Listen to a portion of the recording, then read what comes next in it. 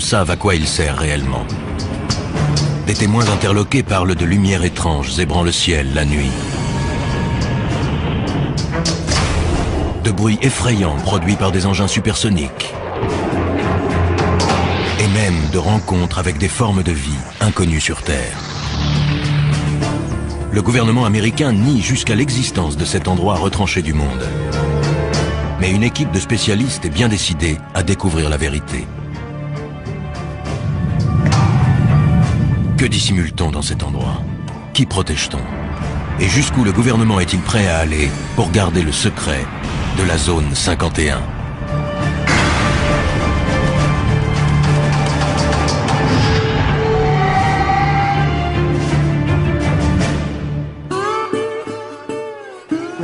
Ce qui est troublant, c'est qu'on nie son existence. La zone 51 ne ressemble à aucune autre base militaire américaine. Situé au cœur du désert du Nevada, ce complexe top secret est entouré de montagnes abruptes et inhospitalières. Il est protégé par un système de sécurité infranchissable qui le soustrait au regard des curieux, mais aussi, comme le reprochent certains, au contrôle de l'État.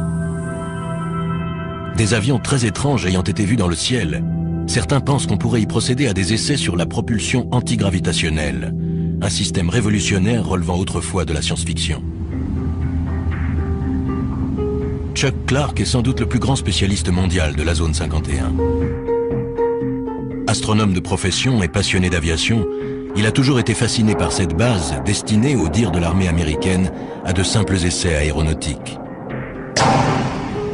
Au cœur du désert du Nevada, la petite ville de Rachel est la localité la plus proche de la base secrète appelée Zone 51. Elle surfe allègrement sur la publicité que lui apportent les rumeurs d'OVNI, mais beaucoup pensent que l'État encourage ceux qui propagent ces histoires d'extraterrestres pour mieux discréditer les observateurs plus sérieux.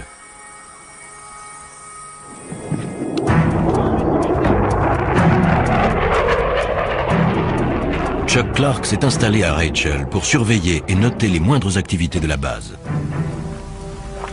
Aujourd'hui, il retrouve l'équipe d'experts qu'il a réunie pour tenter pendant 24 heures et en utilisant tous les moyens légaux possibles de mener l'enquête la plus complète jamais réalisée sur la véritable nature de cette base mythique.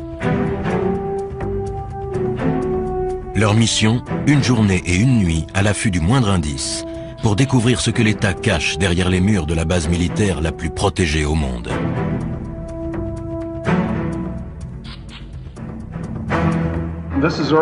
Voici la zone 51. C'est une image satellite de la base.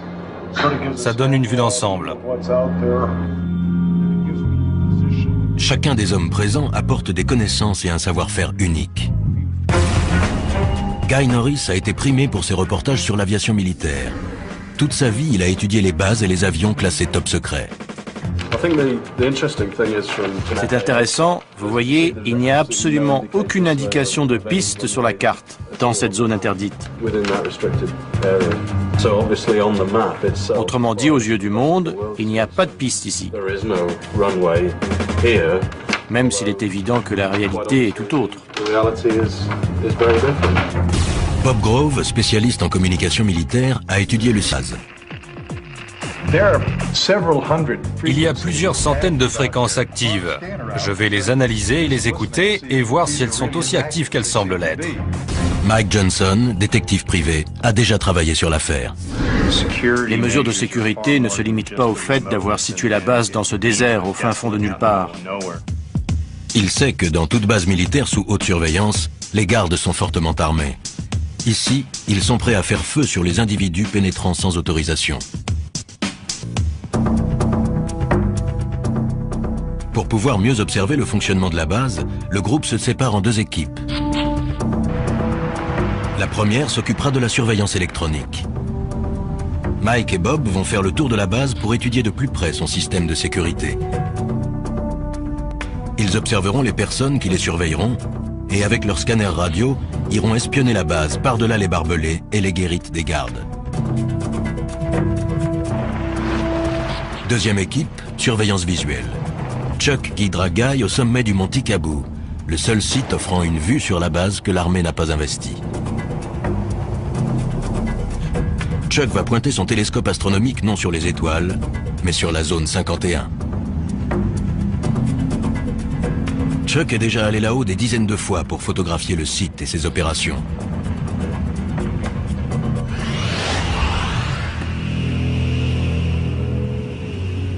Il y a 10 ans, pour sa retraite, il est venu s'installer à Rachel pour étudier les derniers modèles de l'aviation militaire. Ses observations l'ont amené à constater que derrière les murs de la zone 51, la base règle et un commandement bien particulier, à l'abri des regards indiscrets et au-dessus des lois.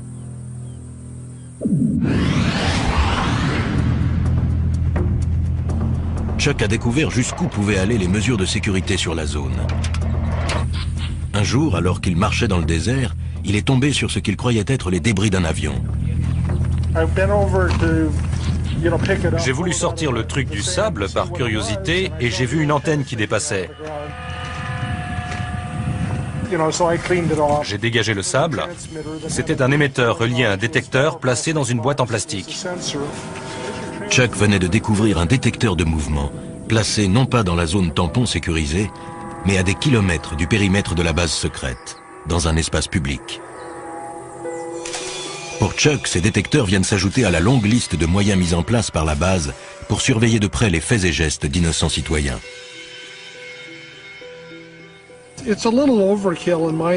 C'est exagéré.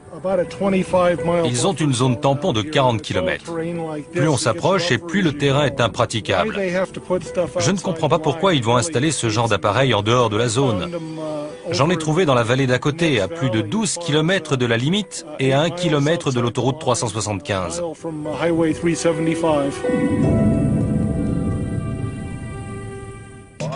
Bien décidé à dénoncer les agissements de l'armée, Chuck fait appel à un célèbre journaliste d'investigation, George Knapp. On a mis une demi-heure pour trouver le premier détecteur. 5 minutes pour le second. Voici l'émetteur. Et un peu plus loin, il y a le temporisateur. Il porte l'indication « Propriété de l'État américain ».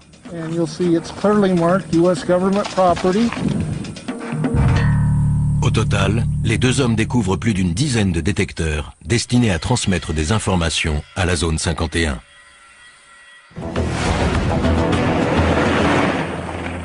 Chuck Clark, astronome à la retraite qui connaît le désert comme sa poche, surveille de près la zone 51.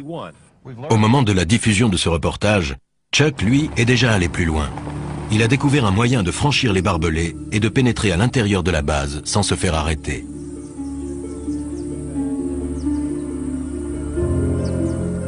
Mais pour cela, il doit parcourir 800 km jusqu'à Denver, dans le Colorado. Ce bâtiment d'allure banale renferme des technologies ultramodernes mises au point par les militaires qui dirigent la zone 51. Chuck peut désormais renverser la situation et espionner la base.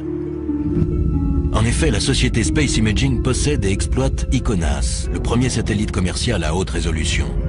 Ce satellite met 98 minutes pour effectuer une révolution autour de la Terre, et les images aériennes qu'il fournit sont tellement précises qu'il peut isoler le bâtiment qui finance la zone 51, le Capitole.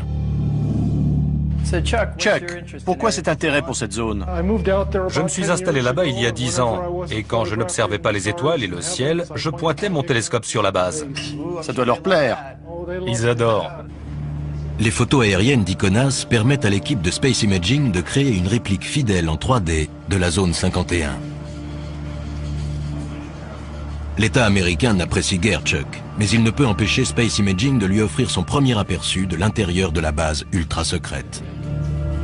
Ça alors. C'est la zone 51 reconstituée grâce aux images d'ICONAS.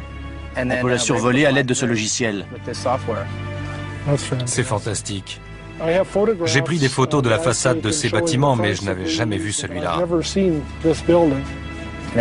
On voit du sable sur la piste. Peut-être qu'un engin a atterri récemment dessus ou juste à côté. C'est peut-être aussi juste un trompe-l'œil. Ces gens sont retors.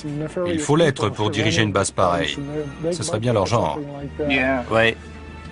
Vous allez diffuser ça? Je suis un peu Little Brother surveillant Big Brother.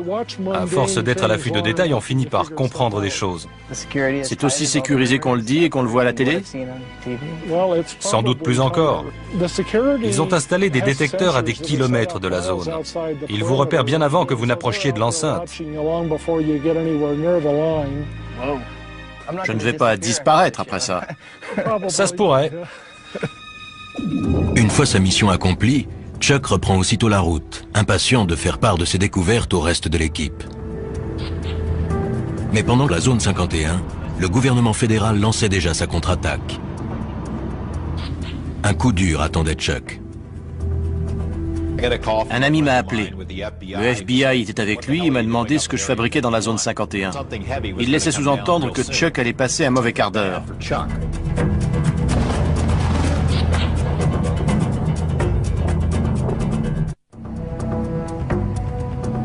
Perdue dans le désert du Nevada, la zone 51 est un site d'essais militaires secrets. Elle est à l'abri des regards indiscrets grâce à une zone tampon de 40 km, des montagnes et un environnement inhospitalier. Deux équipes d'enquêteurs ont décidé d'épier et de noter les moindres mouvements et les moindres bruits. Si tout se passe comme prévu et si les gardes de la base les laissent tranquilles, les deux équipes se retrouveront 24 heures plus tard. Chuck Clark et Guy Norris vont s'installer au sommet d'une montagne munis d'un télescope et d'un appareil photo. On est au milieu de nulle part. On est à 35 km dans l'arrière-pays. Le plus dur les attend encore. Ils ont devant eux 2 bonnes heures de marche pour gravir le mont Tikabou. Ça fait combien de haut? Un peu moins de 2500 mètres. On est à 2100 ici. Là, on est vraiment tout seul, non? Ça, c'est sûr. On sera dans de beaux draps si on se casse une jambe. Chuck Clark va au-devant de graves ennuis. George Knapp ayant révélé qu'il avait découvert des détecteurs de mouvement cachés hors du périmètre légal de la zone 51, le FBI a décidé de lui donner une leçon.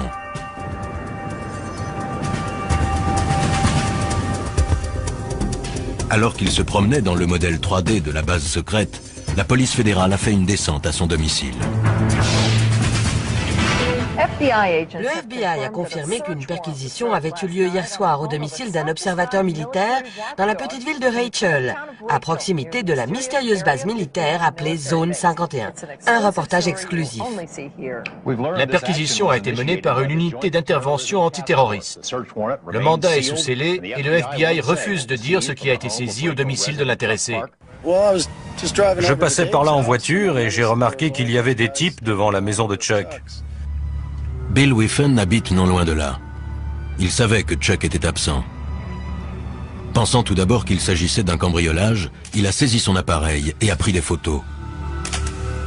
Les hommes et les femmes que l'on voit ici sont des membres de l'unité antiterroriste. Il y avait une dizaine de voitures et plus d'une dizaine de personnes. J'ai reconnu les insignes et le sigle FBI sur leur veste. Je les ai photographiés. Ils remplissaient des cartons et ils ont emporté un disque dur. Chuck arrive chez lui sans se douter de ce qu'il attend.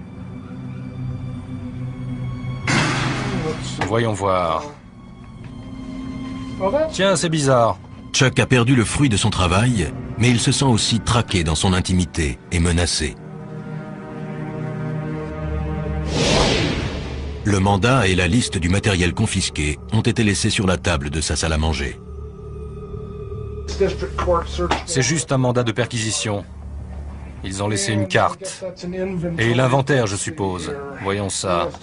Mandat de perquisition de la Cour américaine. Unité antiterroriste du Nevada. Rien que ça. Chaque recoin de la maison a été soigneusement fouillé. Ils ont pris un tas de trucs. Des scanners, des radios. Ils ont embarqué 6 disquettes, 15 CD, des photos de la zone 51, des négatifs, 2 albums de photos et l'écran. Ça, je ne vois pas pourquoi. Qu'est-ce qu'ils espèrent tirer d'un écran? Ah, le téléphone. Les nouvelles vont vite. Des voisins et des amis appellent. Allô? Apparemment, le FBI est passé chez moi en mon absence. Non, je n'ai pas encore disparu. C'est pour ce soir. Ce que je fais ne leur plaît pas, mais ce n'est pas illégal. Ils n'ont pas dû apprécier qu'on raconte qu'ils ont placé des détecteurs sur l'espace public. Leur message était clair. Arrêtez.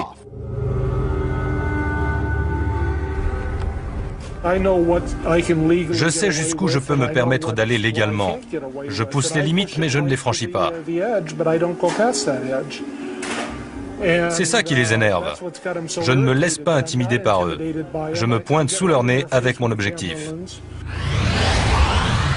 Conscient que l'État enquête sur Chuck, ses coéquipiers, le spécialiste de la sécurité Mike Johnson et l'expert en communication Bob Grove, poursuivent leur mission. Ils ne sont qu'à 3 km de l'accès arrière de la zone 51 et il ne fait aucun doute qu'ils ont été repérés.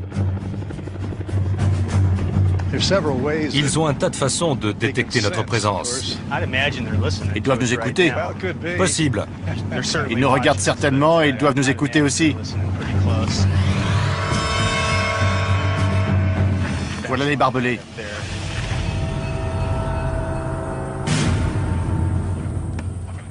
Les deux hommes décident de longer les barbelés sans quitter des yeux le bâtiment des gardes.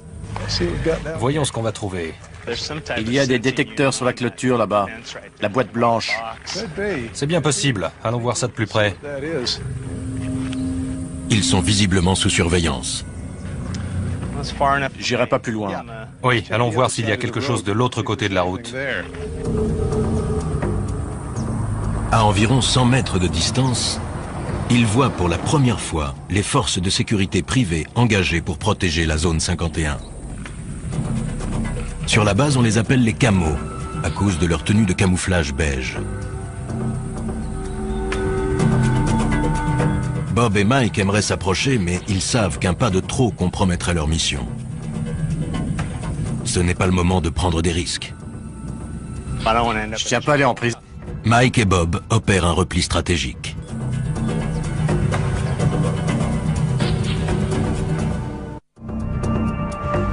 Nos enquêteurs souffrent des rigueurs du climat désertique.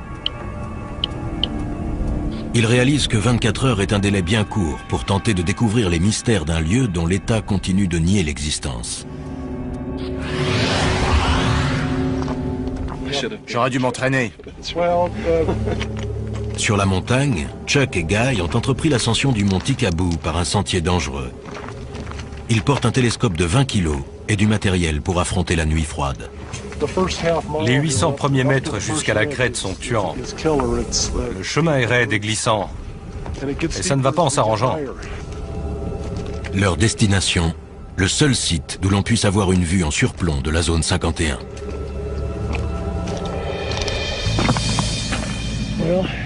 Nous voici au sommet. C'est vraiment spectaculaire.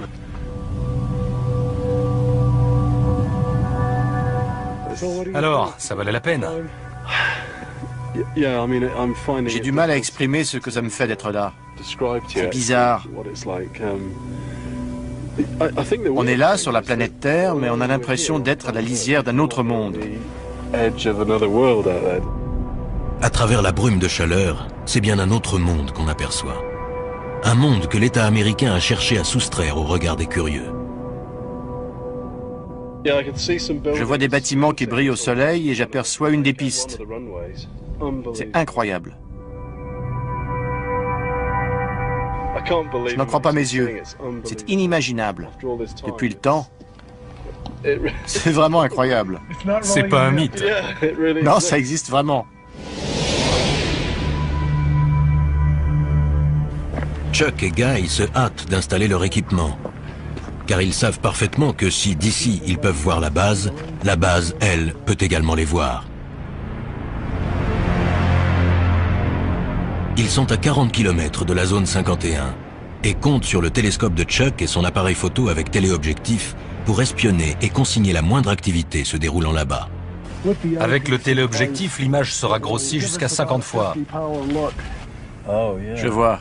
Les deux hommes savent que la base sert à tester des technologies modernes et ultra secrètes, dignes des récits de science-fiction. Sur ce qu'ils peuvent bien faire là-bas, on les soupçonne de plus en plus de travailler sur la propulsion antigravitationnelle. La quête du Saint Graal de l'aéronautique serait sur le point d'aboutir. On parle d'expérience sur l'antigravitation et j'ai vu 2 ou 3 trucs. Quel genre? Des objets qui s'élèvent lentement et restent en suspension durant quelques minutes, filent dans le ciel et puis s'arrêtent instantanément ou font demi-tour à toute vitesse.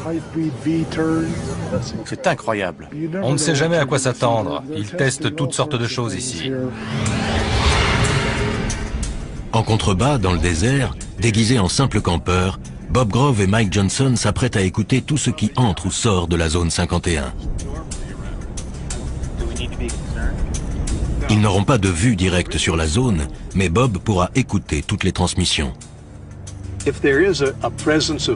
Si un phénomène quelconque se produit, on peut le mesurer physiquement grâce à tout un tas d'instruments. Celui-ci, par exemple, vous entendez le bruit qu'il fait? Ça indique la présence d'émetteurs, ce qui est le cas puisqu'on porte tous les deux des petits micros sans fil.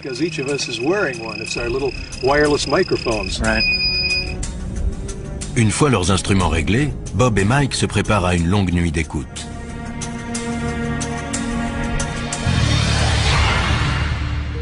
Au sommet du mont Tikabou, Chuck Clark et Guy Norris ajustent la position du télescope. Si un événement se produit, ils n'auront que quelques secondes pour réagir. C'est une nuit sans lune. On a plus de chances qu'il se passe quelque chose, non?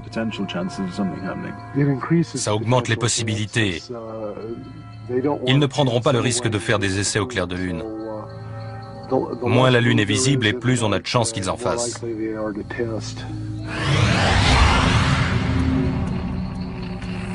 Il est presque 2 heures du matin. Le spécialiste en électronique Bob Grove et l'expert en sécurité Mike Johnson ont établi leur camp juste en bordure de la base.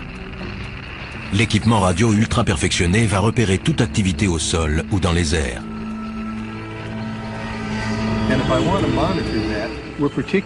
Ce qui nous intéresse particulièrement, ce sont les signaux émis dans cette gamme de fréquences, car c'est celle du gouvernement fédéral, de 160 à 170 MHz. Puis, un peu au-dessus, c'est celle de l'aviation militaire, de 225 à 400 MHz.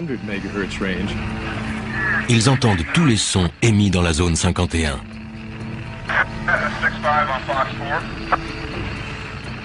Bob ajuste la fréquence. C'était quoi ce qu'on entendait à la radio? La sécurité. Il parlait de nous? Possible.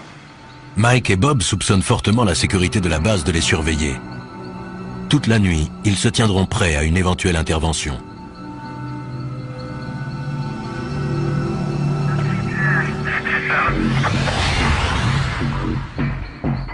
De leur côté, Chuck et Guy voient des lumières s'allumer. La base semble en activité, même à 3 heures du matin. Depuis que je me suis installé ici, la base s'est énormément agrandie. Elle a dû doubler de taille rien que ces 10 dernières années. Au sommet de la montagne, comme en contrebas dans le désert, règne un étrange silence. Mais soudain, le léger grésillement continu de la radio est interrompu. Bob fait son possible pour stabiliser la fréquence. Il y a un certain nombre de fréquences militaires air-sol actives. Il doit y avoir quelque chose dans le ciel. Et il y a aussi des fréquences de contrôle au sol. Le quelque chose en question se dirige à toute vitesse vers Guy et Chuck.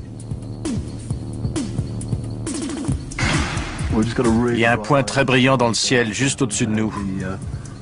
Vous avez vu ça? C'est fou. Il est toujours là. Il se dirige vers le nord, on dirait. Incroyable. C'était extrêmement lumineux et juste au-dessus du site. C'est peut-être un aéronef éclairé par une lumière directionnelle puissante. Guy espère que l'engin va repasser pour que Chuck puisse le photographier. Mais le ciel redevient soudainement silencieux au-dessus du site. La piste est replongée dans l'obscurité. 5h30 du matin. Le jour se lève. Chuck et Guy jettent un dernier coup d'œil sur la base avant que la brume de chaleur n'obscurcisse l'image. On voit la tour de contrôle à gauche de la colline un peu plus haute, au centre. Elle dépasse de 5 ou 6 mètres. Oui, je vois. On dirait que les véhicules sont sur le côté gauche du nouveau taxiway.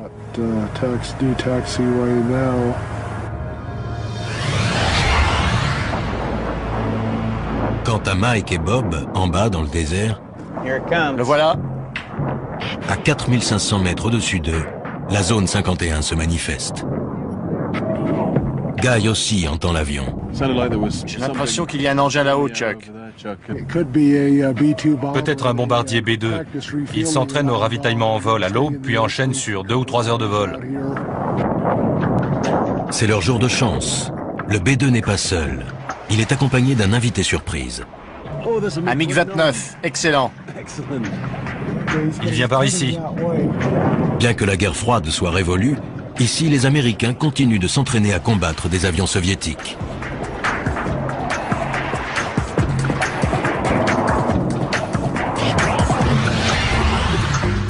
En contrebas, dans la vallée, Mike et Bob sont persuadés que la sécurité de la base les a épiés toute la nuit. Avant de retrouver Chuck et Guy, il leur reste un dernier endroit à visiter. Si j'ai bien suivi les explications de Chuck, l'entrée principale était à une petite quinzaine de kilomètres, en direction de la colline. Alors qu'ils s'approchent de l'entrée principale, Mike aperçoit une chose surprenante dans son rétroviseur. Un véhicule arrive derrière eux à toute allure. Ses vitres sont teintées afin de protéger ou de dissimuler les passagers qu'ils transportent, des employés de la base qui se rendent à leur travail. La vache. Le car ne ralentit même pas. Il devait rouler à plus de 70 km à l'heure. Plus peut-être même. Il était pressé. Ouais. Pour préparer cette mission de 24 heures, Mike Johnson a passé des semaines dans des planques très inhabituelles. Son but, dénicher un employé qui, pour la première fois, accepte de parler de la vie sur la base. Pour un enquêteur comme moi, c'est ahurissant de voir à quel point le secret de ce complexe est bien gardé.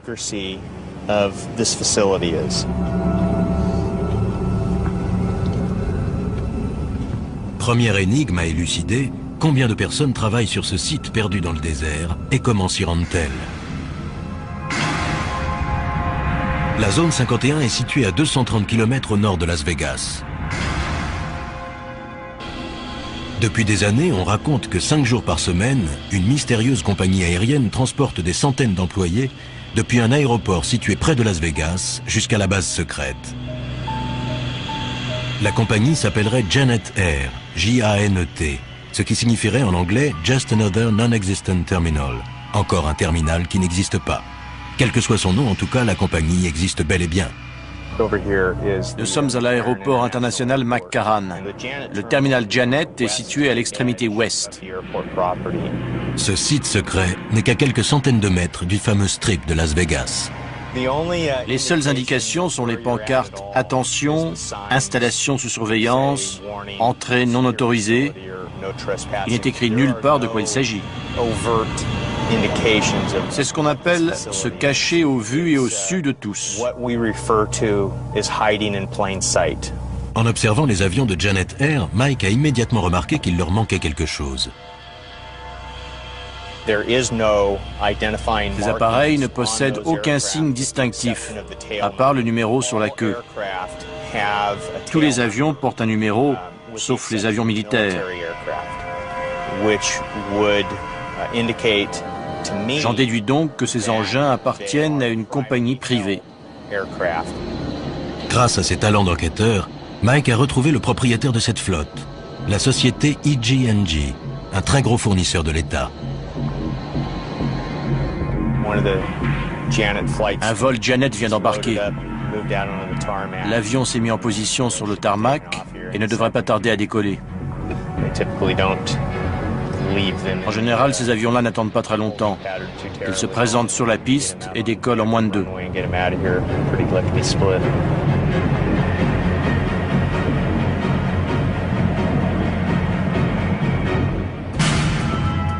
Chaque jour, des centaines d'hommes et de femmes franchissent ces grilles pour aller travailler sur la zone 51.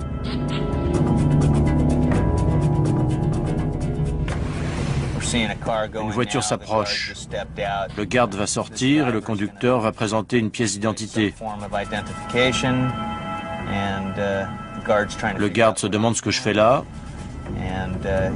On s'observe mutuellement. Mike a beau être sur la voie publique, il a toutes les raisons de s'inquiéter. Le garde n'a pas quitté sa voiture des yeux. C'est clair qu'il m'a repéré. Il sait que je suis là. Ce pourrait être pour Mike l'occasion de tester le cité.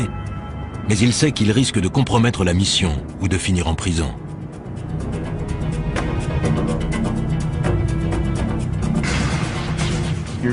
Voilà le pick-up blanc des gardes. J'ai sur le dos la sécurité du terminal Janet et la police de Las Vegas.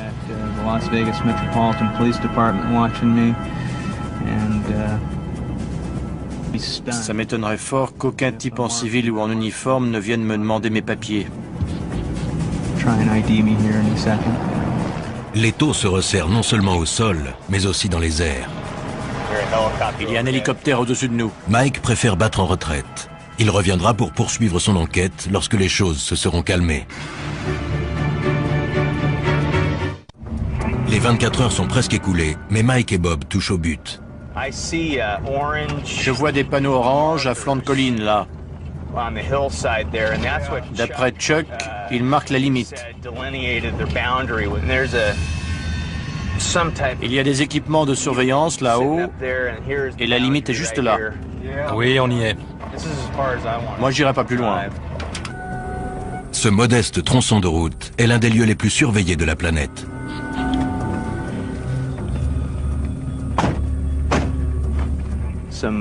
Il y a des détecteurs au sommet de la colline. On dirait qu'ils l'ont mis là-haut exprès. Tous ceux qui ont franchi cette limite ont été arrêtés, interrogés, et se sont vus confisquer leurs appareils photo, leurs téléphones portables et parfois même leurs vêtements. Accès non autorisé. Interdiction de photographier le site. Bon. Ben, on y est. Moi, je ne vais pas plus loin. Si des centaines de personnes travaillent sur la zone 51, pourquoi aucune d'elles n'a-t-elle jamais parlé? Quel genre de menace l'État fait-il peser sur elles? Mike a réussi à découvrir l'adresse de certains des employés qui garent leur voiture dans l'aérogare sécurisé de Las Vegas avant de s'envoler vers la base ultra secrète. Il est temps pour lui de passer à l'étape suivante. Un 4x4 noir franchit les grilles de sortie. C'est peut-être la chance de sa vie. J'ai passé quelques jours en planque à observer ce qui se passait. Grâce à quelques recherches, j'ai réussi à retrouver le propriétaire du véhicule. C'est un employé du site d'essai. Mike est bien décidé à suivre cette personne qui pourra lui dévoiler les mystères de la zone 51. Il suit de près la voiture noire qui s'engage sur l'autoroute. Les événements prennent une tournure favorable. Plus cet individu s'éloignera des regards intimidants des gardes de la base, et plus il sera susceptible de parler.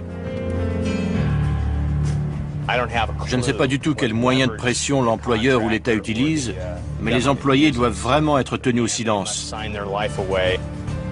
Je n'ai jamais vu un secret aussi bien gardé. La circulation intense complique la poursuite, et l'espace d'un instant, Mike perd sa cible de vue. La voiture que je file est au moins 400 mètres devant moi. Mike réussit à recoller au véhicule. Il se faufile entre les voitures afin de rester suffisamment près du 4x4 noir pour ne pas le perdre de vue, tout en évitant de se faire repérer. Il est toujours là dans la première file. On va voir si j'ai de la chance. Le 4x4 quitte l'autoroute pour se diriger vers la ville et s'enfonce dans un paisible quartier de banlieue. On a affaire à des gens de la classe moyenne ou légèrement supérieure.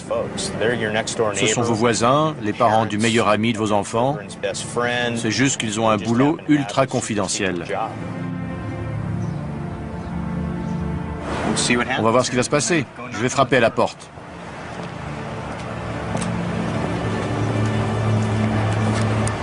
Les réponses aux questions de Mike se trouvent-elles derrière cette porte? Quel secret va-t-il découvrir? Je m'appelle Mike Johnson. Je suis détective. Je ne viens pas vous causer d'ennuis. On a vu votre véhicule sortir de l'aérogare de Janet et on aimerait que vous nous parliez de la zone 51. Pas de commentaire.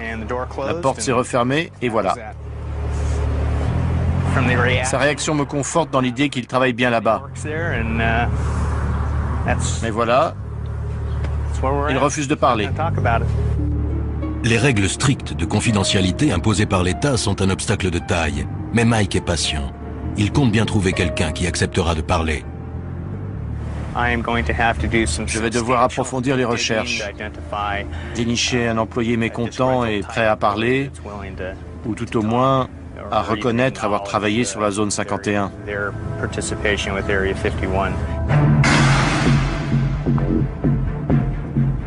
De retour à Las Vegas, Mike Johnson semble bien parti pour trouver un employé de la zone 51.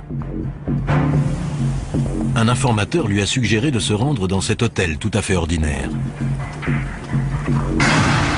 Si ces informations sont exactes, un ancien employé de la zone 51 l'attend à l'étage.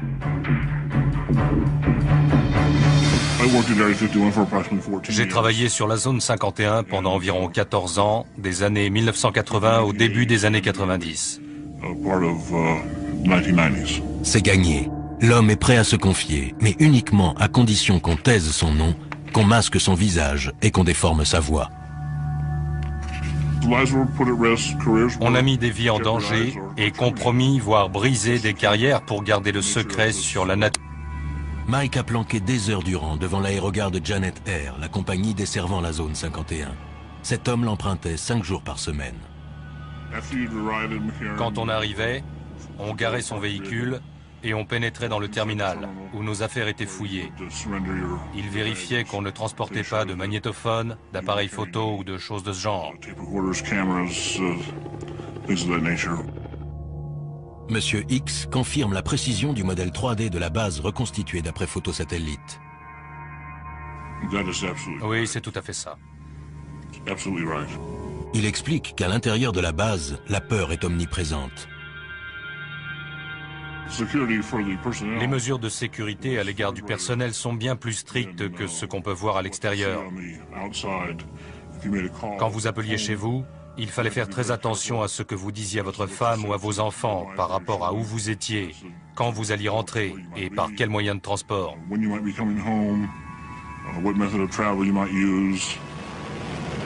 Quel genre de travail peut donc nécessiter une telle confidentialité? C'est une base d'essai d'appareils d'un nouveau genre, tout simplement.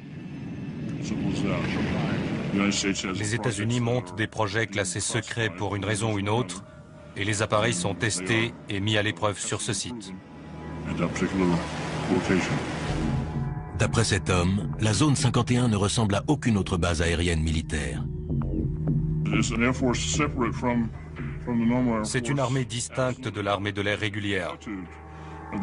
Et les individus qui y travaillent savent qu'ils sont à part et d'une certaine manière au-dessus de l'armée de l'air régulière.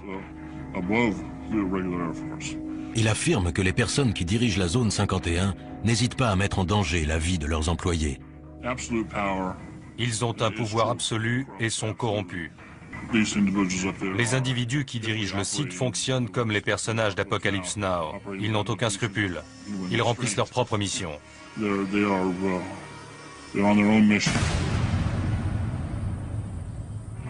Il ajoute que quiconque critique les procédés est rapidement évincé. Je connaissais un employé qui a exprimé ses inquiétudes concernant le personnel, qu'on exposait à des produits chimiques toxiques, à des déchets dangereux. On lui a répondu que le projet avait pris du retard et qu'il fallait le boucler au plus vite, et que le personnel ne serait pas informé. Quand il a critiqué ça, il a été renvoyé. Il a dû quitter la base. Monsieur X sait les risques qu'il court. Mais il affirme que si la vérité n'éclate pas, la corruption pourrait bien détruire la véritable fonction militaire de la base. Le Congrès devrait ouvrir une enquête.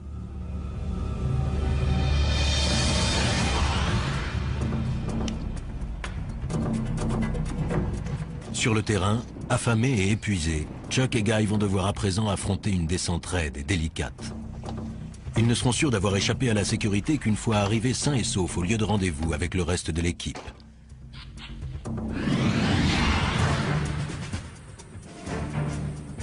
Depuis un véhicule garé en surplomb, un camo, un de ces gardes privés chargés de protéger la zone 51 et de repousser les éventuels curieux, observe Mike et Bob.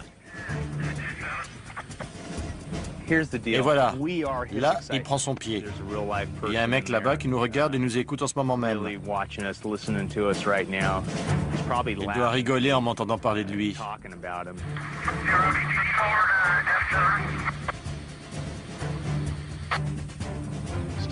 Toujours beaucoup d'activités sur la fréquence de la sécurité. On a vu tout ce qu'on avait à voir, j'irai pas plus loin. Inutile de tenter le diable.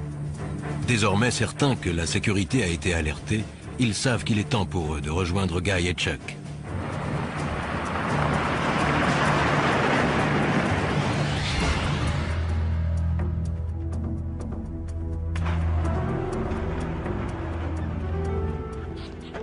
Salut. Vous êtes aussi fatigué que nous? Pire. L'enquête de ces hommes a prouvé que la base était en pleine activité. La radio crépitait, une mission se préparait. On avait une vue excellente de la base. C'était incroyable à une telle distance. Si ce qu'a rapporté Monsieur X est vrai, des hommes comme Chuck Clark et son équipe sont le seul espoir de voir un jour réformer une base militaire qui perd pied avec la réalité à cause d'un excès de confidentialité. Nous sommes la seule superpuissance encore en lice, et pourtant le mystère autour de la zone 51 s'est épaissi au lieu de décroître ces 2 dernières années. Pourquoi? Pourquoi les militaires entourent-ils la zone 51 d'un tel mystère? Est-ce pour protéger la sécurité nationale des États-Unis ou simplement pour couvrir des activités plus troubles? En tout état de cause, le gouvernement reste muet. Alors si vous passez un jour par le désert du Nevada, allez donc jusqu'à la zone 51 et regardez à travers les barbelés qui protègent le site. Car pour Chuck et ses amis, une chose est sûre, si vous cherchez des réponses, c'est là que se trouve la vérité.